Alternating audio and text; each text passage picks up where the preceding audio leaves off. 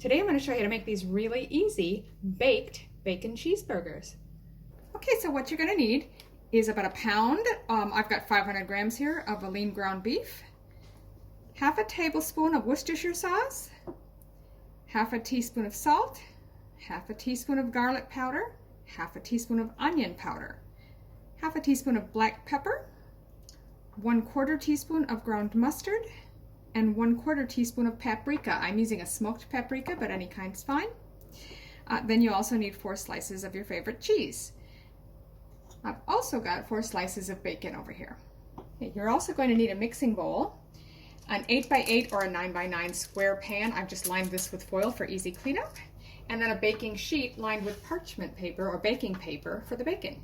I've also got my oven preheating, so you'll want it about 400 Fahrenheit or 204 Celsius, a bit less if you have fan force like me. So in the mixing bowl, you're going to want to put your ground beef or your minced beef and start adding the Worcestershire and all of the seasonings. Salt, garlic powder, onion powder,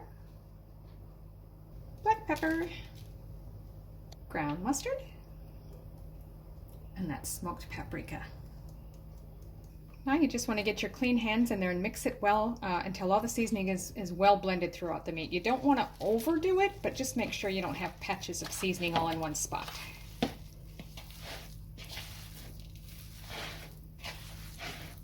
Then take the meat over to your baking pan, the square one, and we're just going to press that down and to fill the pan as best as you can.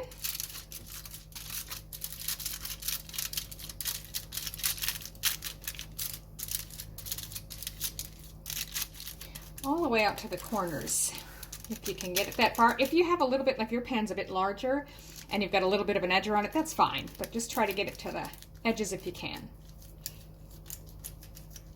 So now I'm just going to come from the center just to make sure. You don't want it too thin out by the side and too thick in the middle. I just want to make sure the thickness is evenly dispersed.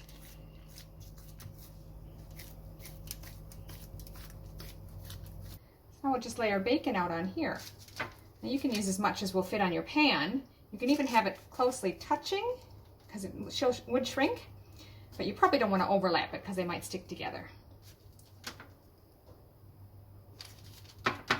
So now we're just going to pop both of these into our preheated oven.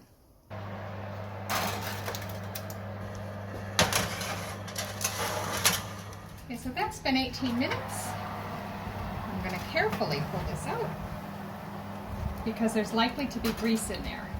We're going to need to carefully drain that.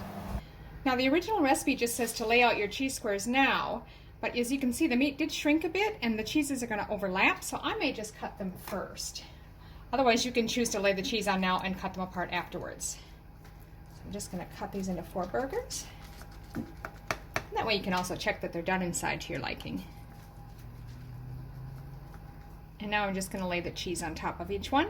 We'll put it back in the oven just for a couple of minutes to melt that cheese. Now at this stage, if that bacon's done to your liking, you can pull it out, but if you want it crispier, leave it in. Now I'm happy with how they are right now, so I'm going to go ahead and pull those out and put them on a paper towel lined plate. But again, if you want yours crispier, just leave them in a bit longer. Okay, so those are looking good. So now we're just going to let these rest for about 5 minutes. So there you have it, really easy baked cheeseburgers, bacon cheeseburgers. To serve it low carb, you can just put whatever toppings you like on it, and if you've got family with you that's not low carb, they just need a bun and you're ready to go. It's really easy, it's really tasty. I hope you give it a try.